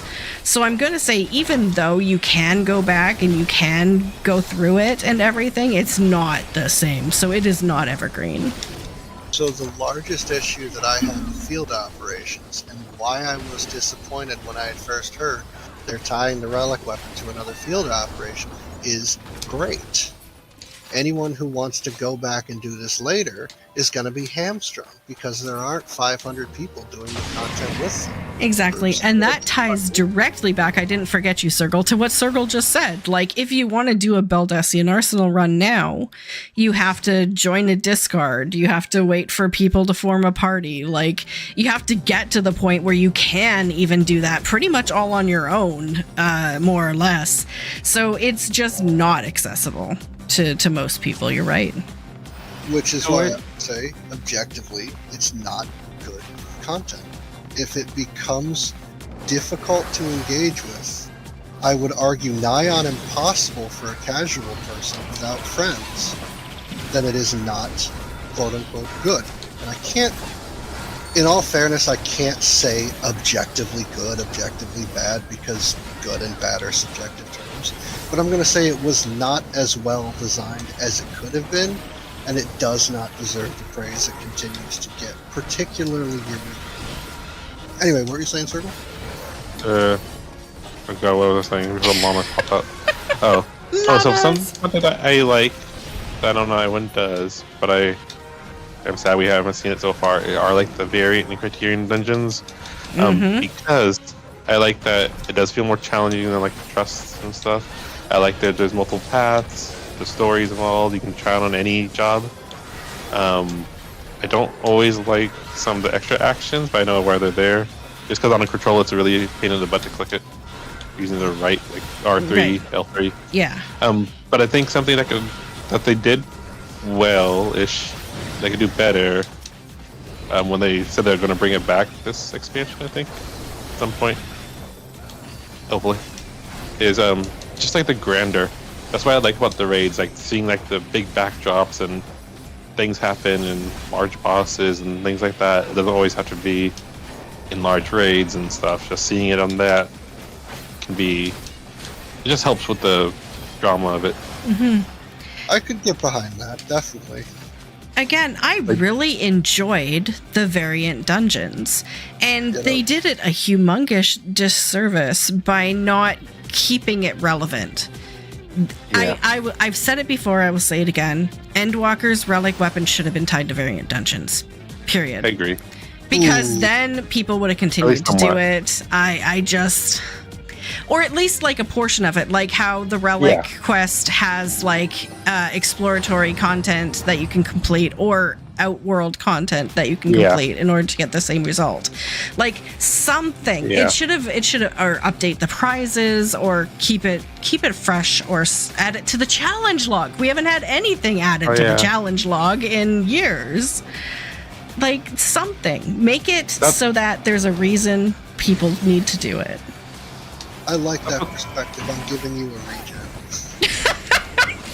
Thanks, I get to live. Yep. And then that's what it kind of frustrates. That's one of those things that frustrated me. It's weird because like something no content creators never talked about. Oh, they did a bit, but they talked about the awards for Criterion, which is fine. I think it's good, but like I couldn't get a group together for Criterion because it was too hard. Yeah. Variant was fine though, and a variant was a decent enough challenge for me, just to do, especially some of those bosses. But you know, there wasn't any incentive to do it other than complete the log thing and get your story. And maybe get a minion or. Oh yeah, a mount. So I wish they would tie it. I like how it does help tell extra stories, like side stories and stuff that aren't like super important. Right. I think they have a lot of potential. I will see what they do with it. They said they're bringing it back this expansion, but I'm not sure when. I also think it would have been a great idea to tie them into some longer arcing quest line. Yes. My suspicion that they didn't is because it was their first time introducing them and they didn't know how well things would go. Also, that screwed you, Olendra. I'm sorry. That was not nice, yeah. I don't know that I would be too on board with them saying the relic weapon should be tied through those. Would anything have been better than the tomestones? Yes. No. Well, No. Listen, I mean, I, as a casual player, didn't mind the tomestones, really, because it gave me a chance to catch up. It was the first expansion I've ever gotten all of the relic weapons. But I can see why people would have been frustrated.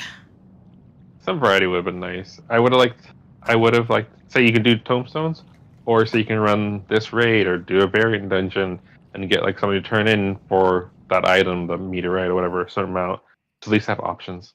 I don't. I think everybody that blew the whole relic weapons are too easy out of the water needs to get kicked in the dick. Oh, At me in the jeez. comments. Well, I'd rather Because keep my that is- fine. His name is Phil, by the way, at Phil in the Yes. comments. Yeah. Yes, absolutely, 100% come after me because I will call you an elitist prick and I will not back down from it. Why Oh, would you man. sit there and say that you have to do all this hard work just because other ones were that way? Was it See, I because don't you- agree with that, Phil. For the reason I'm going to interrupt Kick you. him in the dick. Kick him in the dick. Yeah. Because I do think people are a little bit elitist. It doesn't have to be hard because of that. But I think having some variety is good. So it could be, that's why I like, it's either tombstones or you could do it another way. But also do get the carrot on the stick mentality. So I think variety would have helped rather than just tombstones. I don't think putting anything alongside tombstones as a possible way to do it, other than saying you can skip this whole step if you clear each of the variant dungeons, as opposed to collecting, what was it, 1,500 tombstones? No, so I mean, what about a simple idea of you can do whatever content you want from the duty finder, but instead of tombstones, you earn a different currency at a percentage rate, and that currency is what you turn in. That way, you could still do all the same casual content that we ended up doing, but you're not just turning in tombstones. It's extra work for the developers, and it doesn't solve anything. You're still doing the same casual content, and it would have gotten criticized for why'd they even give us a whole new currency if we were just going to get tombstones out of it anyway. More variety, though, I still feel. For these people that want. You can get tombstones in a variety of ways. Yeah, but it's just the usual ways. Well, all I'm saying is that there's no, the way that everybody went about it and said they have to be this or this was their worst decision ever is full of shit and hype. Because the only reason to gatekeep something and say it has to be a long quest chain, it has to be tied to a zone, it has to be this, and this, and you have to do these rigid steps, is so you can wave it in someone's face who can't or didn't do that and feel superior. But now, when somebody else has the best weapon in the expansion, for putting in the grind, whether you agree with how easy the grind is or not, and they really worked up about this, and that person standing next to you, who is not a savage raid, who is not hyper competent, who is not playing for 8 hours to 12 hours a day perfecting their grinding route, now has the same shiny weapon you do, you feel cheated. That's not the game's fault. That's your fault. That's your fault for thinking you're better than somebody else just because of how much you can play or what type of content you do. And until you shake that elitist mentality, you're going to continue to have a very skewed perspective on things. I have a different opinion. Still. I do get that. I do get that opinion. Okay. But for real, it was just like, it was nice to have like something to work towards, something very long, other than just tombstones for variety. But I did like some. I don't like it tied. Like that's why I never did Eureka. Where's the map? I don't have any more in the listing. What? I can. Oh, are we done? We got 20 I wanna minutes. get- We got The hell 20. we are. We ain't done. I got maps. Oh god, what was I talking about? Oh, I just like always liked having something to work towards in a nice way, And other that's- than just grinded tombstones. That's I think what bothered me is I had to decide between do I want the weapon or do I want to like upgrade gear or buy things. Or sometimes it was nice for the relic weapon to be kind of its own little thing. But I do get it because you like back in the Bozjo ones, you were doing alliance raids, which wasn't any different. So I think- I think it was fine for an expansion. And even like I was one of those people who were like, you know what, for the first step, this is fantastic.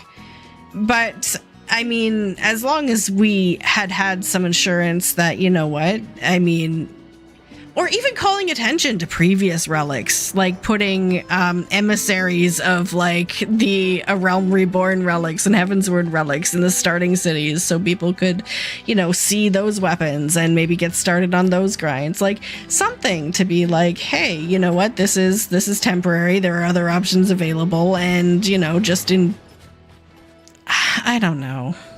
Is that just copium? I don't know that it's copium. I think that it's a very divisive subject, and everything that can be said probably already has been said about it. And it's something where it's still not an easy answer, because you look at it and say, this is the most accessible a relic weapon has ever been. And you're battling with that, I have this something nice and shiny, but it didn't take me as much work as the other ones. And there's probably a little voice, this was too easy. Mm-hmm. You let's compare it to the granddaddy of them all, the ARR. You know. Which is still worth getting today, by the way. Like, they are very attractive looking weapons. That's not me wearing a third from last stage healer weapon from ARR. No, not at all. Not in my Dawn Trail glam. Couldn't be. And I mean, they went all out on those, so it's kind of hard to top it. Like, if you're still looking for a really attractive weapon, they're a very good option. Yeah, no, definitely. And there's a lot of mixed feelings about it. My stance on it is strictly to combat the elitist jerks. Disney World! Because they suck, period. Go be sweaty and get your savage weapon and hold that over every one of your ultimates. Just stay out of the relic weapons. And I mean, that's a whole new topic. That's a whole new topic when we talk about the shifting culture of there's a whole lot of hardcore players speaking for a whole lot of casual players when it comes to the game and the community, because a lot of creators, like we kind of hinted on earlier, there's a lot of creators that create exclusively for hard content players, and there aren't a lot of voices of casual players within the community. In fact, I think I can only name Mione.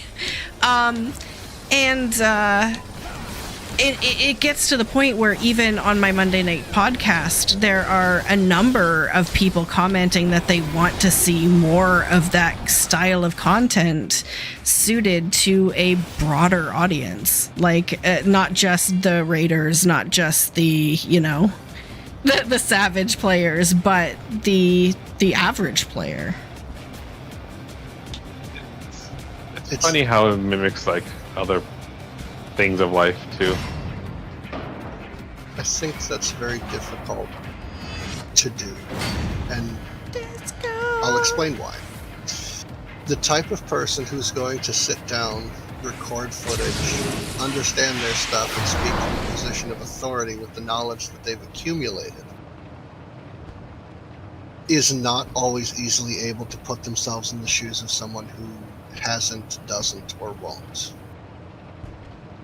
Because I've considered making that my niche. There's the content for the casual. All you hardcores can leave.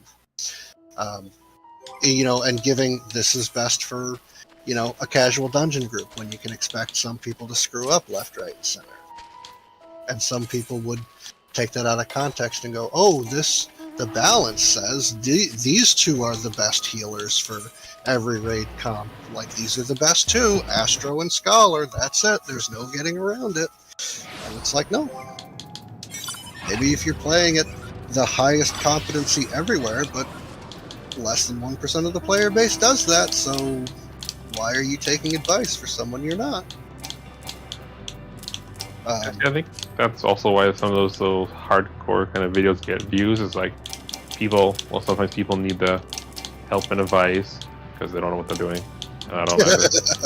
And also, like, for someone like me who doesn't really do savage stuff, I still like watching it a lot because it's stuff like I won't do, but it's like vicariously I'll take a look. That's the only way I'll really experience it. So I have fun doing it. Can't say I've fallen into the trap of watching videos or consuming content for activities I don't plan to partake in. The farthest I'll go is go to balance and go, okay, this is what you guys recommend. Can I have your reasoning behind it? And oftentimes you have to dig through needlessly complicated explanations.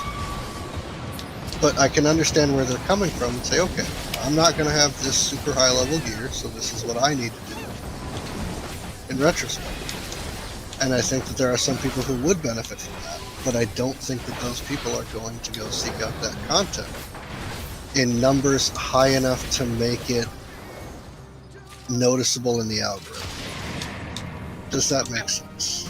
I mean, Something that's what actually- content are we talking about? Like how to play classes content? Sure. I mean, if you look at... Who's the guy that does Anna Nidhogg?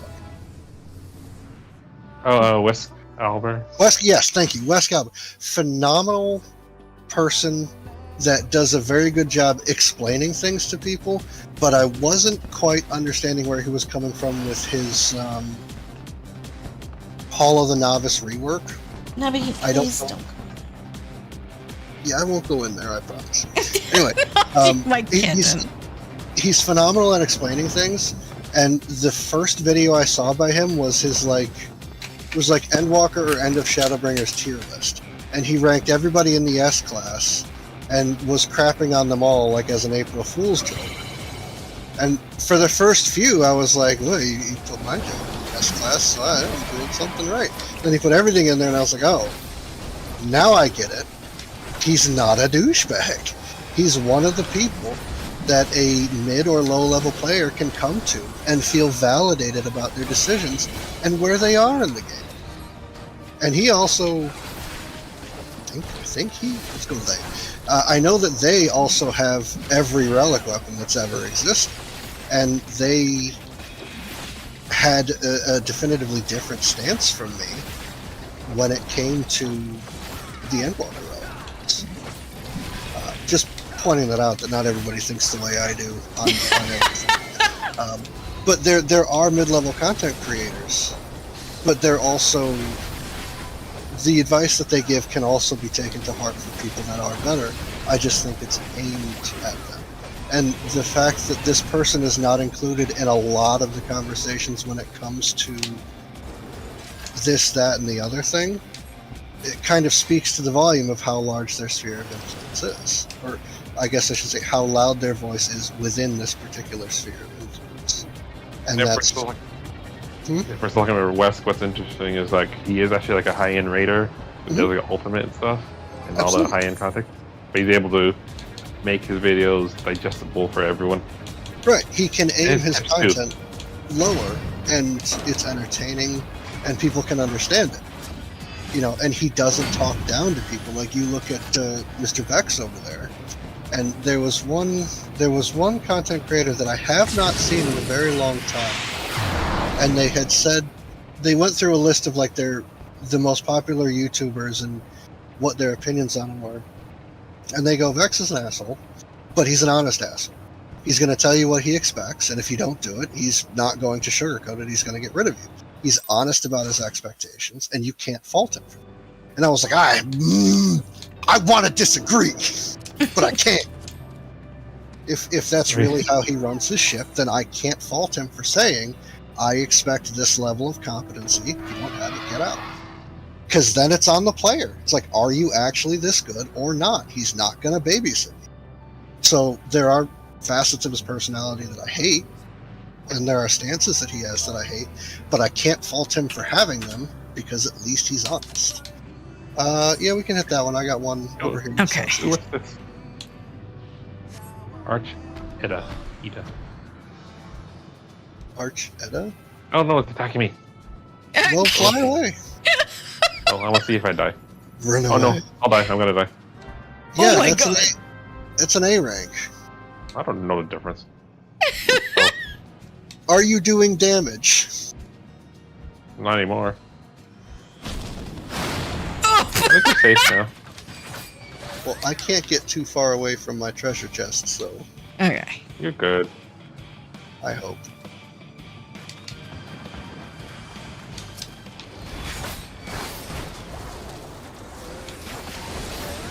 No, I think the market for mid and low level players is regrettably very small, because I want you to think about a time when you were a low level player.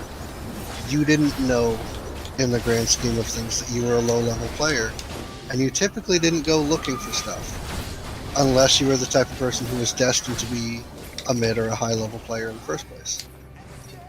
And I do think also that if someone is, a more casual player, they also might not honestly spend time making videos or watching tons of videos because they're doing other things.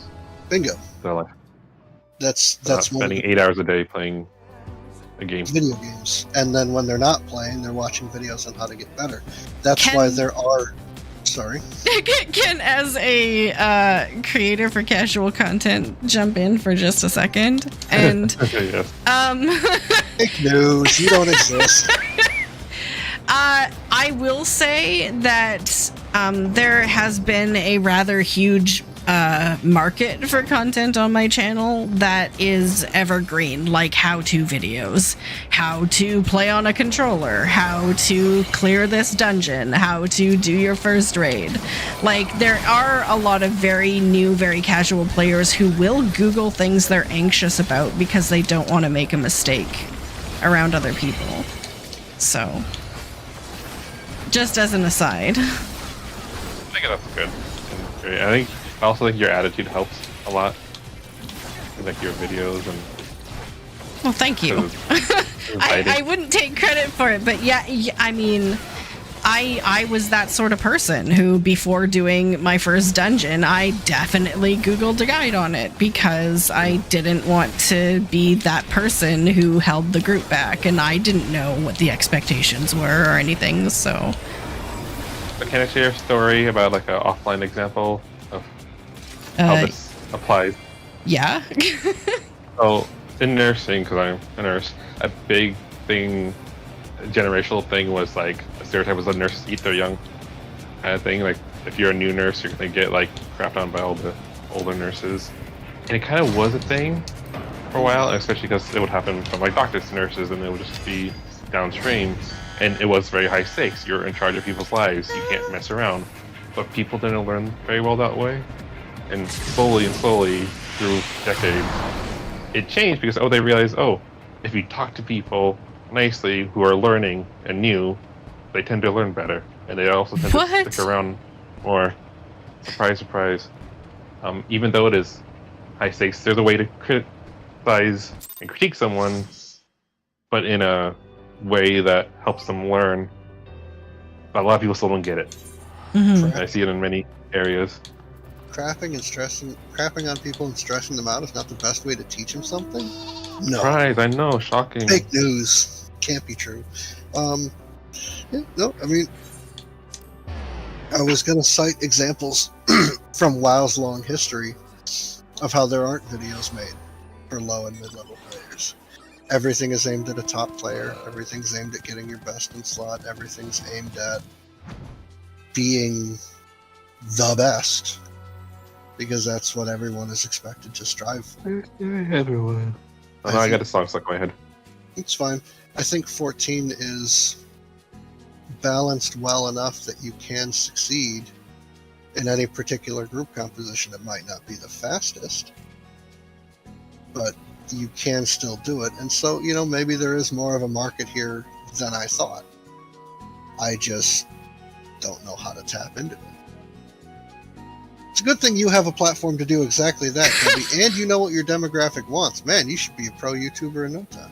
The thing is, it's a touchy spot for me. The thing is, if I were to quit my job and go back to YouTubing full time, I know I could take off really quick.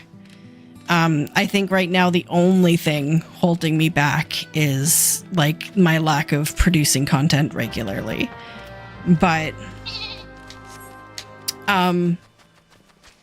I think there are certainly a lot more casual players of this game than hardcore players, and I think people right now are kind of drawn to like the calmer, more rational voices.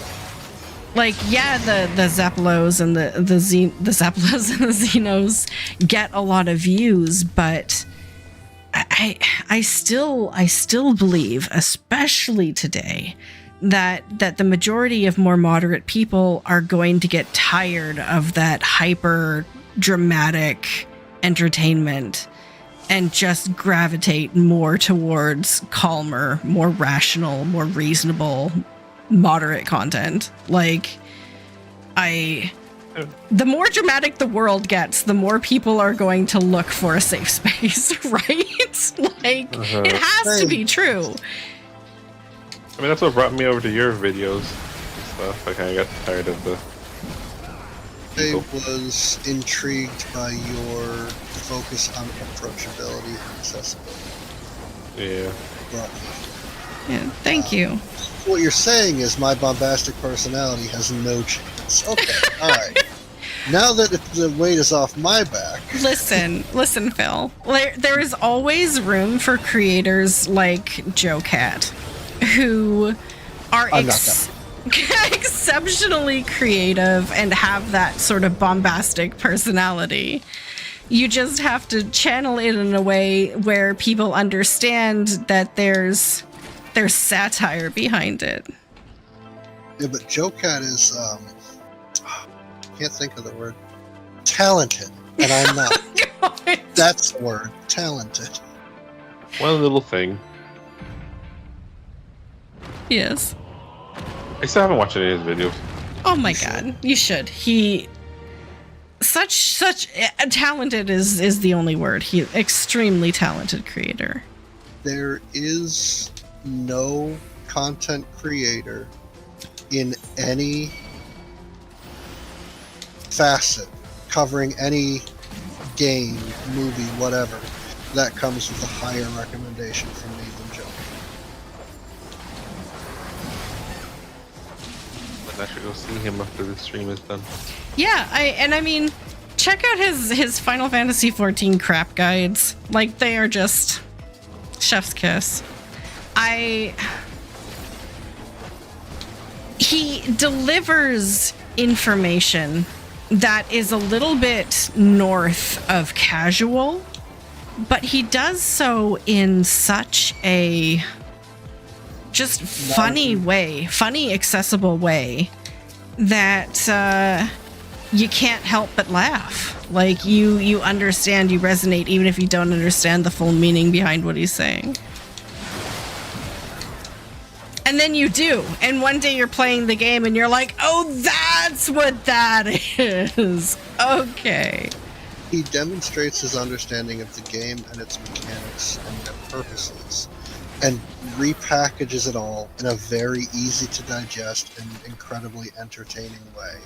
It is very difficult to find fault in anything he does, which is why I was incredibly surprised when people were like harassing him and shit. And I'm like, somebody call the FBI, because that's fucking crimes. Like, if someone else is getting harassed, whatever. You know, but Joe Cat, nah, you leave our boy alone. Let's go. He never hurt nobody, never. Yeah, no, that whole thing was very unfortunate. And it kind of demonstrates that if you put yourself out there, if you create content, you have to have, like, skin of steel. Because inevitably you're going to get popular enough that people are going to hate you. If not everyone, but some people are going to hate you. And not just, like, be upset at you or criticize you. Like, legitimately want you dead, hate you. That's all the time we have for tonight. Life advice in a treasure dungeon. Yeah. No. Dang. Life advice from jail. Yeah, we have to end it on a little bit of a more positive note, but my inventory is full, so hopefully someone has something really nice to say. Go watch it. I get my taxes done tomorrow. Yay! That's the most happy thing I could think of. I'm looking forward to doing my taxes because I want some of that sweet tax money back. Make sure you don't fat finger your direct deposit information.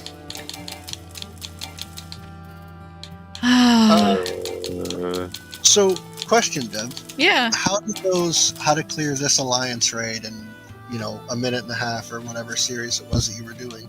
How well did those do? Very well, actually. For the size of my channel, they have done very, very well. And they're still the highest viewed content on my channel. I'm going to start one. How to make Gil. Everyone's going to click on it. It's going to be a short. 7 seconds. Sell your shit. Follow me for more shorts. Yeah, thank you for coming. Thank you. No, I put out a Gil video, but it was very... it was probably my most disliked video. Most of the time, my videos get almost 100% likes. But my Gil video was very divisive.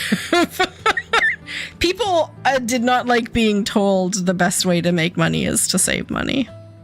That is something I have learned. Well, next time include a screenshot of Zome's retainers. You think I'm wrong? You think I'm wrong? That's all we do. Alright, so how are we seeing everybody else? Yeah, unless anyone has anything they need cleared, that's it for this week. Thank you so much, everyone, for joining me in-game, and thank you to those who joined me on chat, too. On voice chat.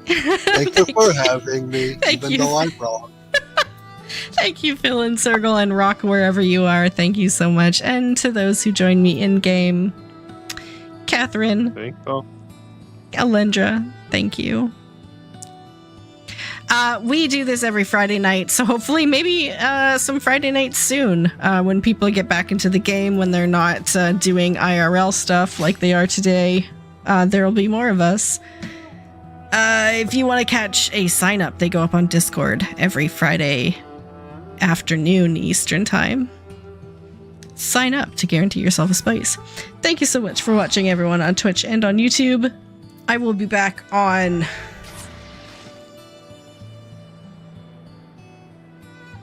Look, this week is really weird. I will be back for my podcast on Monday.